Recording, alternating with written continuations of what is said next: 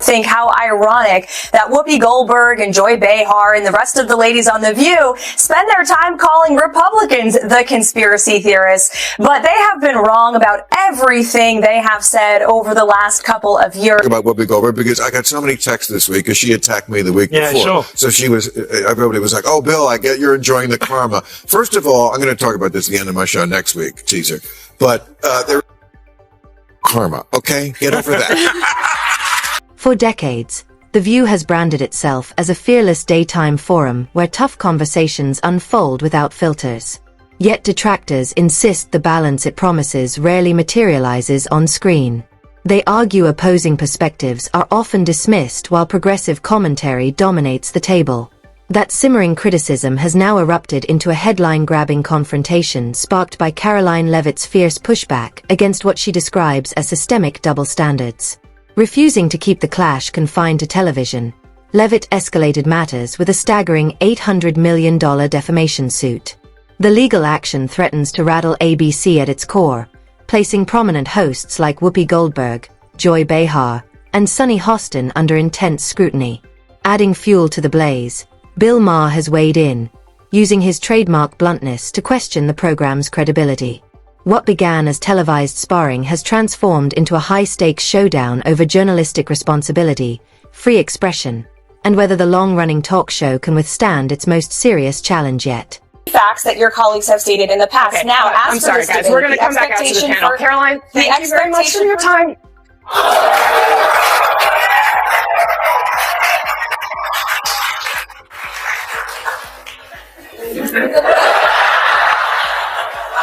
That was so good. These women are completely out of touch with reality. And you're right, ABC should wake up. We will expose the fake news when they are fake. We will hold them accountable for their lies and smears of President Trump. I can also assure the American people that they are going to be hearing directly from the leader of the free world. And the press likes to hear that too. That's something that has not happened over the... Inside ABC, concern has reportedly shifted into overdrive.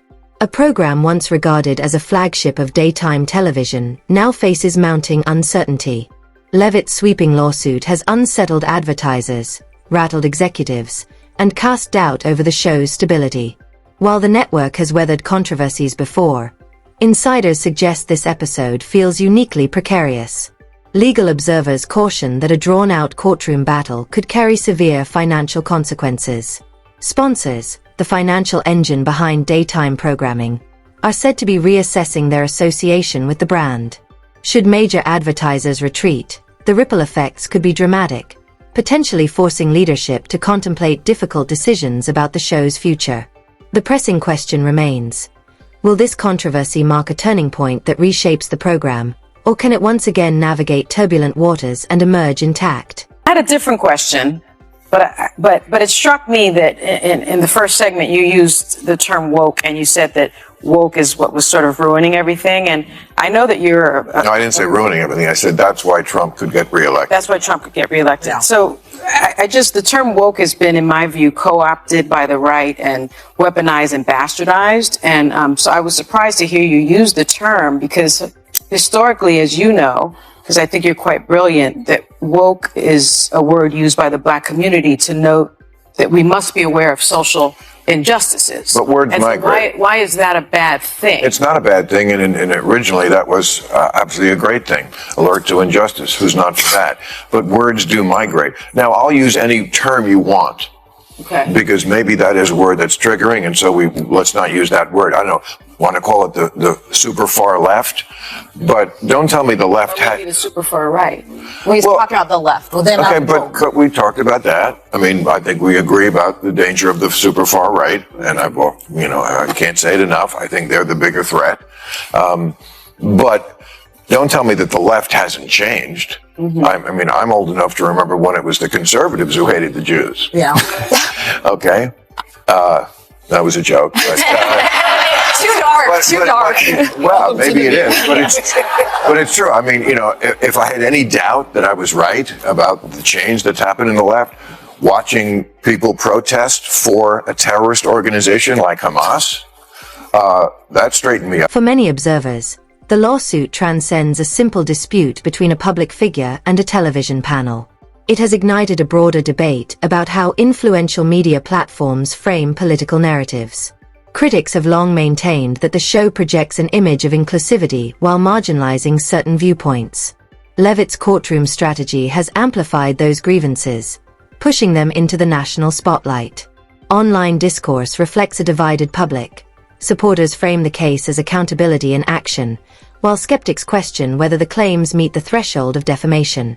Beyond the legal arguments, the financial implications loom large. If sponsors begin distancing themselves, ABC could confront escalating fiscal strain. More fundamentally, the controversy raises a pressing issue. Will major media institutions reassess how they handle political commentary, or will the uproar fade without lasting reform? Also good at flooding the zone. He says so much that any one thing he says gets dropped so quickly. Exactly. And I want to ask about this because you've talked a lot about the trial, and I kind of have the belief that this trial in some ways may be benefiting Trump in the sense that he's in a courtroom, he's not out saying crazy stuff day in and day out, immigrants poison the blood of the country and so on. And then on top of it, if in fact there ends up being a hung jury or an acquittal, I think that feeds into the narrative he's built of it's a witch hunt, it's progressive judges coming after him. How do you see this playing out? Well, I never thought they should have brought this trial, or if they did, it should be a federal case. I mean, I tore Merrick Garland a new one a few weeks ago on my show because I think they've had 4 years to do this. Where was it? Why are we coming to the end and they're able to run out the clock? This is ridiculous. The Democrats do this every time. It's so interesting. Whenever the Republicans appoint a prosecutor, it's a Republican. And whenever the Democrats do it, it's also a Republican. Self-destructive. I don't understand this. And Merrick Garland, he just let it happen. This trial should have been a federal case about violating election laws instead of a falsifying business records in a state case, which is very convoluted. And also to the average person, it's a case about sex. Yeah. You know, he was having sex with a porn star. They don't care. Oh, I think it makes it more juicy. Yeah. Yeah, but it's... But it was in 2006. People made their peace with it in 2016, as voters did. Yes. The actual affair of it. Donald Trump having an affair with a porn star while his wife is home nursing their baby is what I assume he... The controversy shows little sign of cooling. Among conservative audiences, the lawsuit is portrayed as a long-awaited reckoning for what they view as partisan excess. Digital campaigns, trending hashtags, and opinion columns continue to intensify calls for consequences. Yet the matter has evolved beyond ideological disagreement. It now poses a tangible corporate dilemma. Brands historically cautious about reputational risk are quietly reviewing their ties to the program. Should significant sponsors withdraw, the show could confront the same commercial pressures that have toppled other embattled productions. ABC's leadership faces a delicate calculation: defend a signature property or mitigate potential long-term damage. Unlike prior disputes, this episode carries an air of permanence. If the legal battle accelerates and financial backing weakens, the future of the program may hinge on decisions made in the coming months. For now, the situation remains fluid and profoundly consequential.